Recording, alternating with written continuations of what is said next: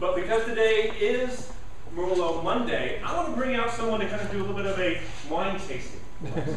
Jay from the Marketing Spot is a wine freak.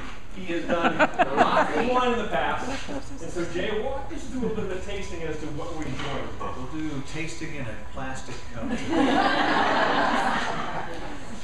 So the first thing is, don't be a wine snob, right? You can drink wine out of a plastic cup. But if you had a glass, and so we'll just do it like we've got one of those fancy. First thing you want to do, if you want to look impressive, so this is how to impress your friends. Are there any serious wine connoisseurs here? All right, so the first thing you do when you get a glass of wine, you take a look at it, and you want to take a look at it. You want to notice the color. It's all about the wine experience, right? So you'll take your glass and you'll just tip it slightly like this, and it's usually best to have a piece of white paper or a white tablecloth. And you take your glass and you tip it slightly. That way you can see the wine. And you'll notice that the wine has like a little ring around the edge of it if you do that. So if you want to take it, just tip it slightly. See that? So you can see the ring, right?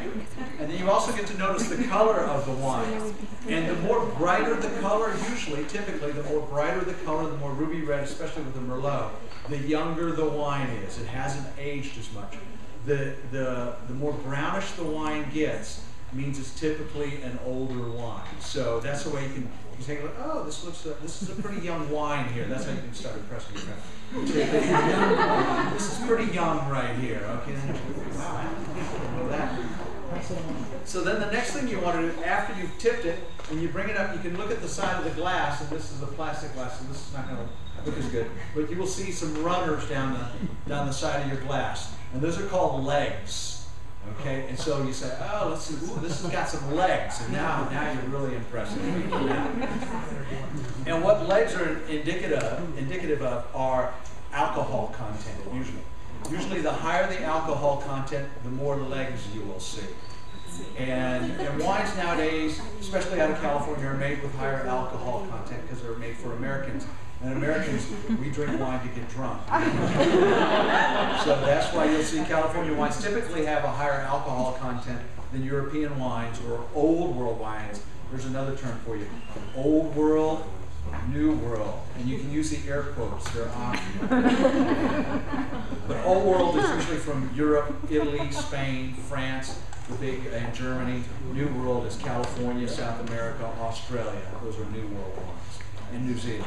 So you say, oh, this looks like a pretty young wine. Oh, it's got some legs too. Look at that. So now you're really impressing folks.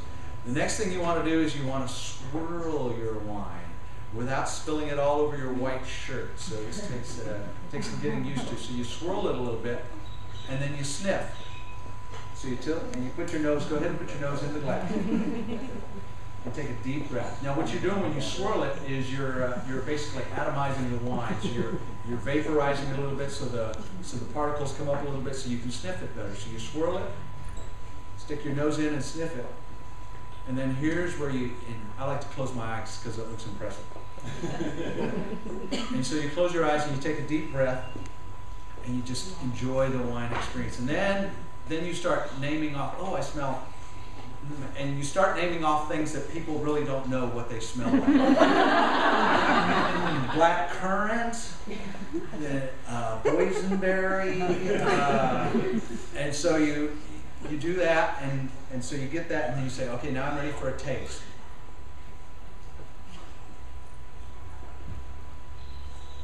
Now, I like to drink it, and I'm not real good about the swishing around the mouth, but you'll see some people start swishing it around their mouth, right?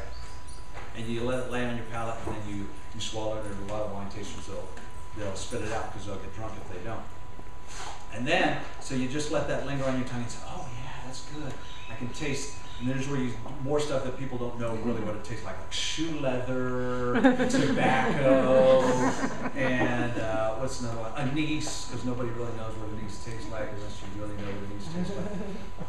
And then and all that together makes kind of the wine. Now you're really impressing people when you say cheers and then you have a drink. Cheers, Jay.